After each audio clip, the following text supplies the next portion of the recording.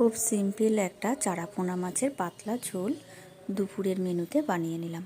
প্রথমে মাছগুলোকে খুব ভালো করে ধুয়ে নিয়ে লবণ হলুদ মাখিয়ে সর্ষের তেলে ভেজে নেব।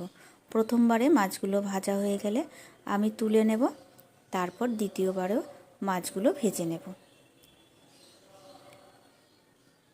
আমি দুইবারে মাছটা ভেজে নিয়েছি। তারপর ওই সর্ষের তেলের মধ্যেই আরেকটু সর্ষের তেল দিয়ে কালো জিরে ফোড়ন দিলাম। তারপর দিয়ে দিলাম পেঁয়াজ কুচি আর আলু। এটাকে একটু ভাজা ভাজা করে নিয়ে দিয়ে দিলাম টমেটো কুচি।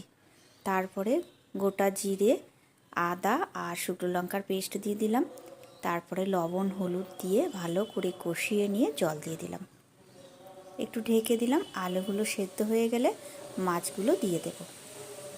মাছগুলো দিয়ে একটু ফুটিয়ে নিলাম, তারপর নামিয়ে নিলাম।